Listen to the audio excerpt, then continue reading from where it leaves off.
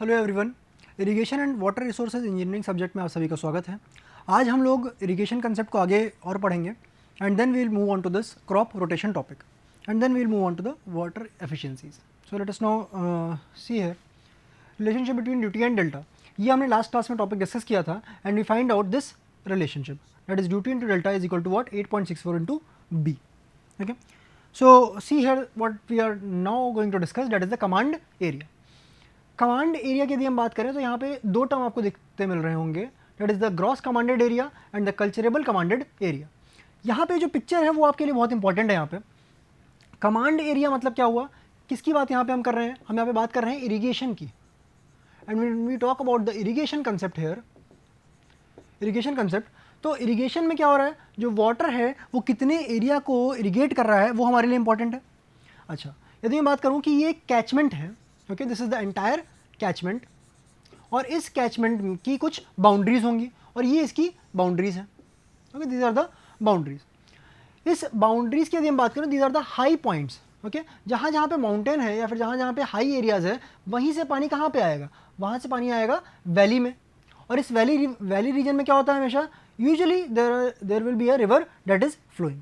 तो ये जो वैली रीजन है, यहाँ पे water will be collected and transported in the form of a river. तो यहाँ पे ये बात हो गई। अच्छा, यदि मैं कहूँ कि यदि ये पूरा कैचमेंट एरिया है आपके पास, this is the entire catchment area, तो यहाँ से, या फिर मैं कहूँ कि ये भी जो भी ये रिवर है, जहाँ से भी ट्रिब्यूटरीज आ रही हैं, ओके, तो ये क्या हो रहा है, ये पूरे के पूरे एरिया को इरिगेट करेंगे। This entire area is called as the gross commanded area. इतनी इस कैचमेंट में क्षमता है कि हाँ पूरा इतना एरिया इरिगेट हो जाए। बट क्या हमें इतना एरिया इरिगेट करना है? ज़रूरी नहीं है। क्या पता वहाँ पे कुछ कल्चरेबल लैंड हो, कुछ अनकल्चरेबल लैंड हो, तो वो हमें पार्टीशन करना पड़ता है। तो अगर मैं यहाँ पे बात करूँ कि अगर ये कोई एरिया है, this is some area here, okay, this is some area here, तो इस एरिया में कुछ पोर्शन कैसा होगा? अगर मैं इसको बोलूँ कि ये GC है, okay, it is the gross commanded area, मतलब टोटल एरिया ही हमारे पास मौजूद है। इसमें से अगर मैं कहूँ कि कुछ एरिया क्या है, कल्चरेबल है, और कुछ एरिया हम कल्चर नहीं कर सकते हैं। तो यदि मैं कहूँ कि ये जो है आपका कल्चरेबल कमांडेड एरिया है, तो इतने में आपको इरिगेशन की रिक्वायरमेंट तो रहेगी, बाकी अनकल्चर्ड है, हमें इसके लिए ज़रूरत नहीं पड़ेगी। ओके, अब इस कल्चरेबल में भी क्या होगा, अब दो हिस्से बनते हैं इसके। क्या? इसमें से भी आप कुछ में कल्टिवेशन तो करेंगे और कुछ में क्या होगा, cultivation will not be occurring. Why? Because क्या पता किसी वजह से, किसी कारणवश वो एरिया उस साल के लिए या उस सीज़न के लिए खाली छोड़ दिया गया। Okay, so not cultivated region. अभी जब हम क्रॉप रोटेशन के बारे में पढ़ेंगे तो वहाँ पे हम देखेंगे कि why we are leaving some region as fallow, कि उसकी लैंड की इरीगेशन लैंड की फर्टिलिटी बढ़ जाए वहाँ पे। Okay, so that we will be talking about in the crop rotation. तो CCA में दो पार्ट हैं, that is the culturable cultivated area and culturable uncultivated area. Culture तो कर सकते हैं बट कल्टिवेट हुआ भी है या फिर उसको हमने खाली छोड़ दिया है। तो ये यहाँ पे दो टर्म यहाँ पे देखने को मिलते हैं। So it is talking about this GCA, I have written here the definition here. It is the total area lying between the drainage boundaries which can be irrigated by a canal system. तो यदि इस diagram की बात करें तो ये क्या है इसकी, ये इसकी ड्रेनेज बाउंड्रीज है। यदि आपका ड्रेन है, this is the river which is flowing here, तो ये क्या हो गया, ये इसकी ड्रेनेज बाउंड्रीज है। ओके, क्योंकि ये रिवर यदि इस वैली में है तो ऐसा जरूरी नहीं है कि ये रिवर कहाँ पहुँच जाएगी। ये जो इसका अलग वाला दूसरा कैचमेंट होगा, यहाँ पे तो ये रिवर का कोई काम नहीं आएगा। Okay, because it is working in this region only. जो अलग बगल वाला कैचमेंट होगा उसमें क्या होगा, वहाँ पे the river number 2 will be there. Okay, और इसकी जो है बाउंड्रीज जो होंगी वो कौन सी होंगी, ये वाली बाउंड्रीज होंगी। This is the second drainage boundary, second drainage boundary. So the area lying between the drainage boundaries is the GCA। CCA क्या है, that part of GCA that is cultivable. Okay, and I can say it as this GCA is equal to what, CCA plus unculturable area। जो मैंने आपको अभी इसमें बताया था, जो ये ऊपर वाला पोर्शन यहाँ पे दिख रहा है, that is the unculturable, culture ही नहीं कर सकते वहाँ पे। नो, क्या पता वहाँ पे रॉक मौजूद हो, क्या पता कुछ ऐसा इम्परमेबल सरफेस हो जहाँ पे आप कल्टिवेशन नहीं कर पा रहे हैं, तो that is unculturable area. So these are the two things, CCA is that part of GCA that is cultivable. Okay, इसमें भी दो पार्ट हैं. क्या? Culturable cultivated area, area in which crop is grown in the crop season. Second is the cultivable uncultivated area. It is the area in which crop is not grown in the crop season. Why the crop is not grown? To increase the fertility of the land or for the grazing. Okay, जो animals की grazing के लिए होता है, that is the pasture land. तो CCA के यहाँ पे दो पार्ट यहाँ पे हमने देखे. Now we will talk about the intensity of irrigation. यहाँ पे जो ये लाइन लिखी है इसका महत्व समझिएगा. It is the percentage of the CCA proposed to be irrigated annually. तो यदि मैं बात करूँ और मैं ये आपसे कहता हूँ कि if the total area is what this GCA, इसमें से कुछ ही पोर्शन होगा. The total area is what GCA, इसमें से कुछ ही पोर्शन होगा जो कि आपका कल्चरेबल कमांडेड एरिया होगा. ओके, और ये CCA का कितना पोर्शन आप इरिगेशन में लाना चाहते हैं ये बताता है आपका इंटेंसिटी ऑफ इरिगेशन. ओके, ये बताता है आपका intensity of irrigation. So let us not talk about it. अगर CCA of an irrigation field है 110 हेक्टेयर, तो यदि मैं एग्जांपल के तौर पे लूँ कि gross commanded area is 150 hectare, तो let's say this is the gross commanded area of 150 hectares. तो इस केस में CCA अगर बताया गया है कि 110 हेक्टेयर है.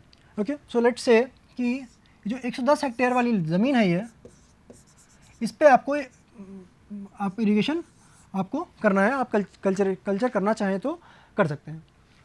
Out of this 110 hectare kharif season में क्या हुआ, 70 हेक्टेयर का लैंड जो है कल्टीवेट किया गया, और राबी सीज़न के दौरान क्या हुआ, 50 हेक्टेयर का लैंड कल्टीवेट किया गया. तो यदि हम बात करें इंटेंसिटी ऑफ इरिगेशन की, तो इंटेंसिटी ऑफ इरिगेशन क्या होता है, ये किसके रिस्पेक्ट में बात करते हैं, ये हम बात करते हैं CCA के रिस्पेक्ट में और ना कि GCA के रिस्पेक्ट में. ओके, कितना कल्चरेबल कमांडेड एरिया है उसके रिस्पेक्ट में हम यहाँ पे बात करेंगे. तो ये क्या है, 70 हेक्टेयर आपको पता है कि खरीफ के सीज़न में यहाँ पे एग्जांपल में दिया गया है कि इट इज़ इरिगेटेड. तो 70 अपॉन व्हाट 110 जो कि क्या है CCA है आपका, और यदि आप उसको परसेंटेज में करेंगे तो 63.6%. सिमिलरली राबी सीजन के लिए 45.4%, और जब आप इसको ऐड करते हैं तो it comes out to be 109%. तो ये पूरे साल भर का इंटेंसिटी ऑफ इरिगेशन है. तो आप यहाँ पे देख पा रहे हैं कि ये 100 से भी ज़्यादा है. तो ऐसा हो सकता है कि 100 से कम रहे, 100 से ज़्यादा रहे, 100 के बराबर रहे. ये तीनों ही पॉसिबिलिटीज़ यहाँ पे हो सकती हैं कि intensity of irrigation can be less than, greater than, okay, and equal to, it can be less than, greater than, equal to 100%. Okay, any possibility can be arrived at. Next we talk about the important terms associated. This is the outlet factor here, duty of the water at the outlet, and then one term is capacity factor. यदि मैं बात करूँ कि ये main canal है, okay, water is flowing from here, और इस main canal के बाद कुछ ब्रांच कैनाल में वाटर चला गया और कुछ आपका दूसरी ब्रांच कैनाल में वाटर इज मूविंग देयर. अच्छा, यदि हम बात करें इसमें, यदि हम इसमें बात करें कि water is moving like this here and then it is going to the major distributary, और फिर आपके यहाँ पे फाइनली फील्ड चैनल के माध्यम से ये आपके फील्ड में पहुँचता है water.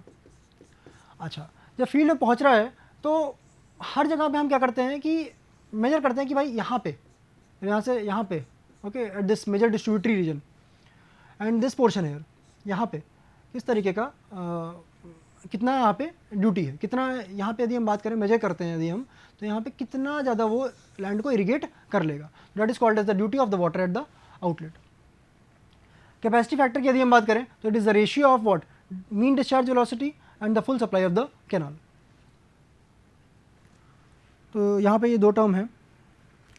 Then there is time factor, it is the ratio of number of the days canal has actually run upon the number of days of irrigation period. तो ऐसा तो होता नहीं है जब कैनाल आपने ओपन किया, कैनाल में वाटर सप्लाई किया गया, तो ऐसा होता नहीं है कि आपको पूरे इरिगेशन टाइम के लिए पानी कैनाल में मौजूद रहेगा. कैनाल में सिर्फ कुछ ही दिनों के लिए पानी मौजूद रहता है और उसको हम रिप्रेजेंट करते हैं इस टाइम फैक्टर से.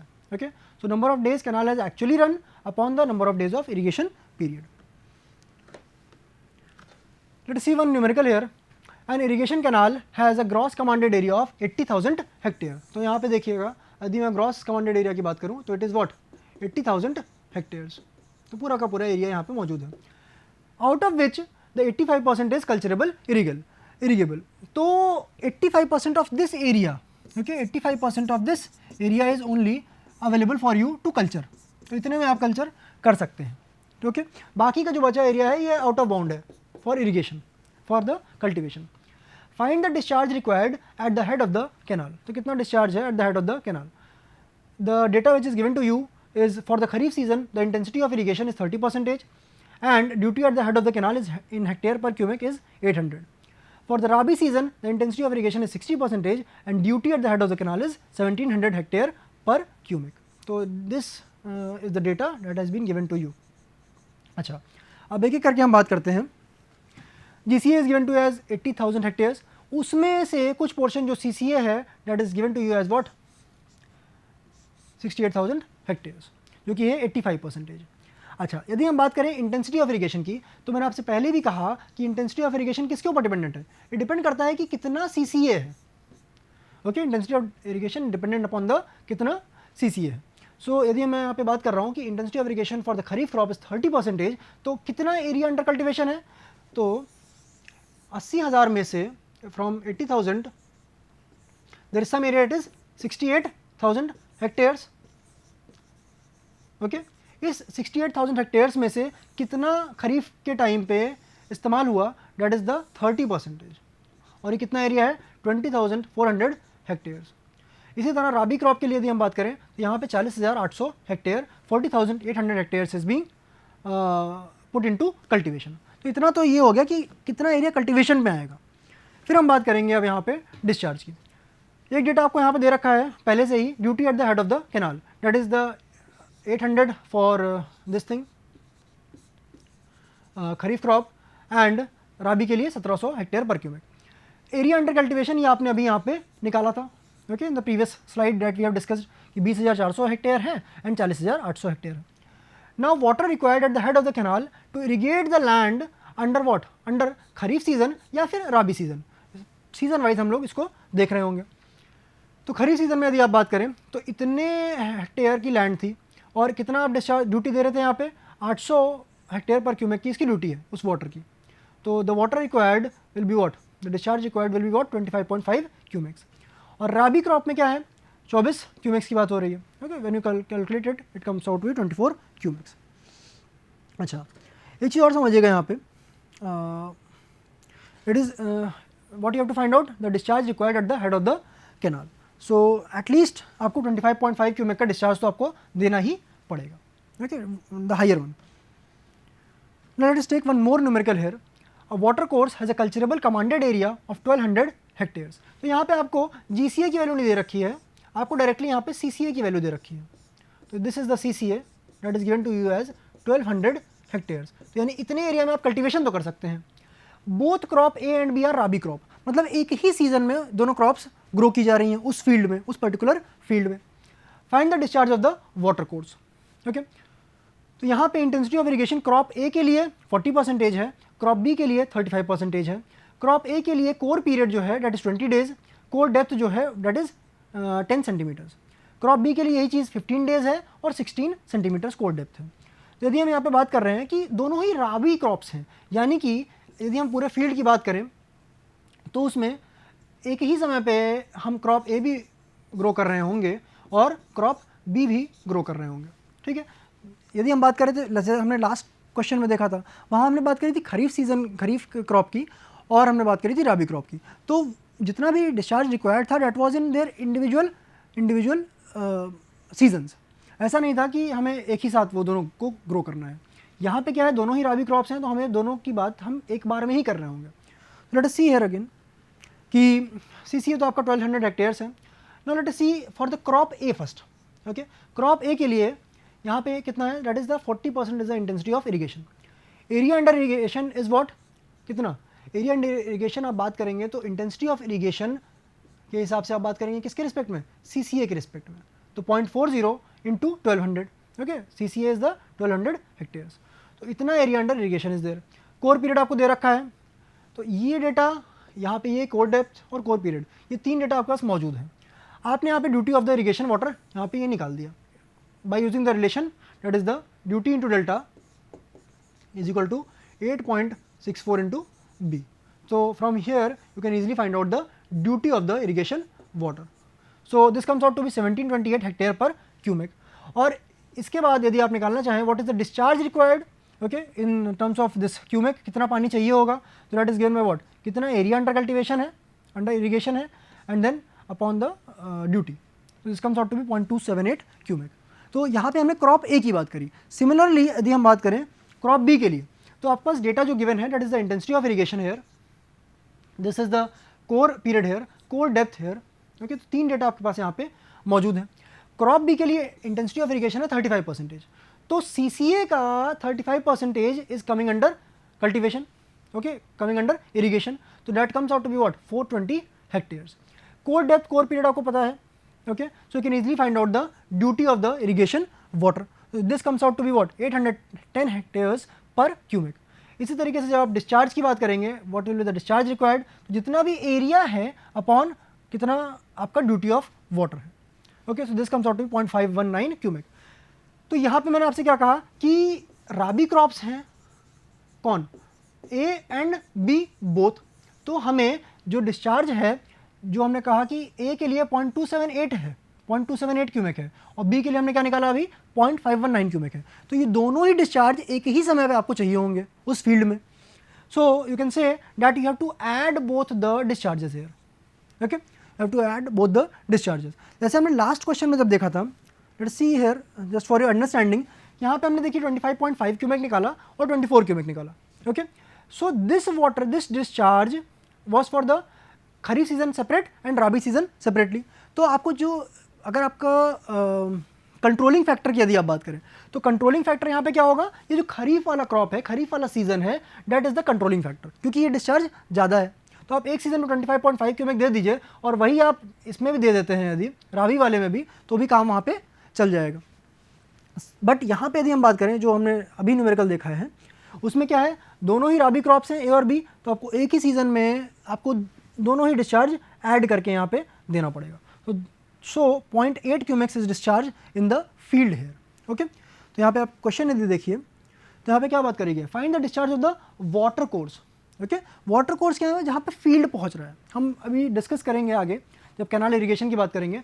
तो इस क्वेश्चन में जो डेटा आपको मौजूद है, ओके, फॉर दिस 1200 हेक्टेयर्स, और जो पिछला वाला डेटा है जो हमने 6th वाले न्यूमेरिकल में देखा था, that is what eight the head of the canal, okay. So canal से जब पानी निकल रहा है, रिवर से पानी कैनाल में आया, कैनाल से आपका branch canal and then distributaries में पानी होता हुआ कहाँ पहुँचेगा, आपके फील्ड में पहुँचेगा। तो जब रिवर से कैनाल में पहुँच रहा है और कैनाल के पास हम चेक कर रहे हैं कि कितना उसका इरीगेशन का कैपेसिटी है, okay, so that is what it was coming out to be what 25.5 cumec हमें चाहिए था, okay.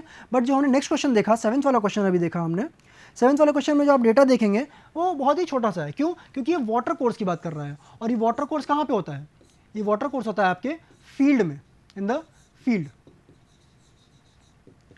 Okay.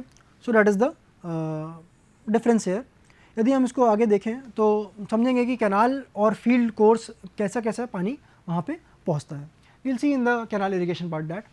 Now let us talk about the principal crop and the crop seasons. तो खरीफ और मानसून क्रॉप्स की यदि हम बात करें, तो these are sown by the beginning of the southwest monsoon. So these crops are highly dependent on the monsoon season. तो इसलिए हम बात करते हैं कि इरिगेशन की इसमें इतनी ज़्यादा रिक्वायरमेंट कई बार नहीं पड़ती है। क्यों? क्योंकि हमें जो है ज़्यादातर पानी मानसून से मिल जाता है। These are harvested in the autumn season, okay, or the September-October month, the October-November month basically. What are the crops? Rice, maize, millet, groundnut, jowar etc. These are the kharif or the monsoon crops. Rabi या winter crops की यदि हम बात करें, these are the crops which are sown in the autumn or the October season, okay, and they are harvested in the spring or March season. What are the different crops? Gram main is the wheat here, जैसे कि हम बात करेंगे यहाँ पे खरीफ में, तो यहाँ पे राइस था जैसे मेन, सबसे मेन जो आप सुनते आ रहे हैं हमेशा। Other is the gram, peas, barley, mustard, tobacco, linseed, potato etcetera. These are the crops for the rabi crops.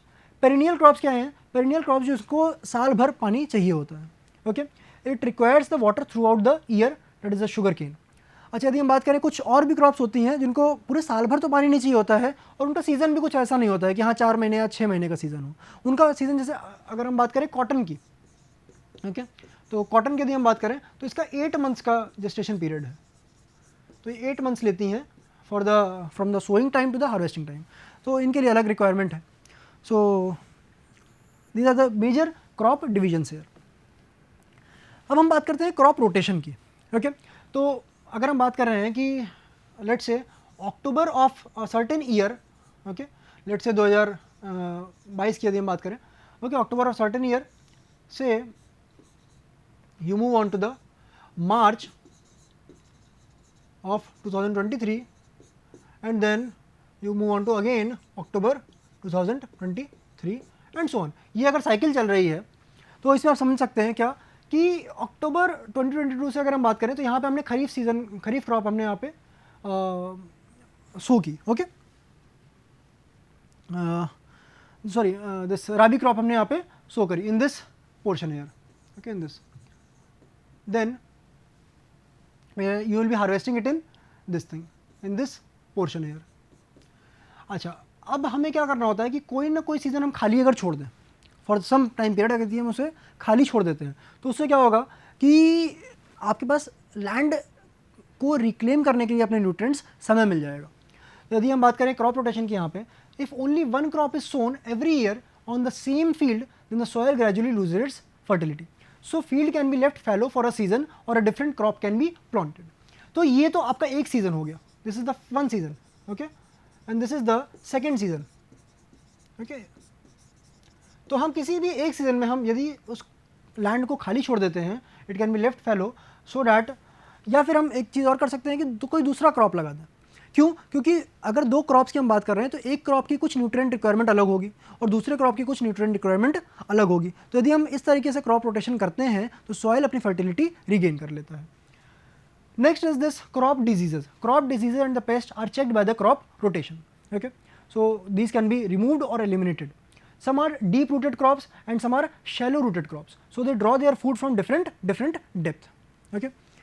Next, if we talk about what a leguminous crop. Okay. So the pulses and the gram, when planted in rotation, it helps the soil to regain the fertility by increasing the nitrogen content. तो जितने भी leguminous crops होंगे, जैसे कि आपका pulses और gram है, ये हमेशा nitrogen content soil में बढ़ा देते हैं. And nitrogen is the prime requirement of the plants. जैसे कि आपने सुना होगा कि NPK फर्टिलाइजर्स हम लोग डालते हैं, तो जो N है ना इसमें, इसका जो है मेजर रोल प्ले होता है. That is the nitrogen phosphate. Okay and this is the potassium. तो ये पोटैश हो गया आपके पास. तो ये नाइट्रोजन इसमें मेन रोल प्ले करता है for the growth of the plant है. और यही जब क्रॉप के प्लांटिंग के कारण ये डिप्लीट होता है तो लेग्यूमिनस क्रॉप क्या करते हैं, इनको इंक्रीज कर देते हैं. So that is why leguminous crop is planted in the fallow season. और जब भी खाली है लैंड तो हमने उस समय या तो उसको खाली छोड़ दिए प्रॉपर, या फिर आप उसमें लेग्यूमिनस क्रॉप ऐड कर दीजिए. Following rotations have been found to be useful. ये बेसिकली क्या है ना कि अलग अलग एरियाज़ में एक्सपेरिमेंट्स करते रहते हैं लोग, और उसमें देखा जाता है कि हाँ सबसे ज़्यादा बेटर प्रोडक्शन किसकी वजह से हो रहा है. तो नॉर्दर्न इंडिया में देखा गया कि कॉटन यील्ड इंप्रूव हो जाती है when it follows berseem on the fields manured with phosphates. Okay so northern India में ये चीज़ ऑब्जर्व करी गई है. मद्रास में बाजरा when rotated with the cotton has proved to be superior to jowar being rotated with the cotton. Okay, so बाजरा को prefer किया जाता है कॉटन के साथ ग्रो करने के लिए. Wheat does well after sugarcane and guar. Okay, so these are the few applications which have been found to be useful. In general, following rotation gives the good results. तो wheat, then great millet, then gram, इस तरीके से आप rotation कर लीजिए. Rice के बाद फिर आप ग्राम का कल्टीवेशन कर लीजिए. कॉटन वीट ग्राम, इसका कल्टीवेशन होता है इस तरीके से. Cotton wheat sugarcane, okay that is one there. Cotton great millet and gram. अच्छा इन सब में यदि आप पहला, दूसरा, तीसरा और पांचवा देखिए, इन सब में ग्राम आ रहा है. तो why is this gram important? Because this portion, this gram will be what, increasing the nitrogen content. It will be increasing the nitrogen content.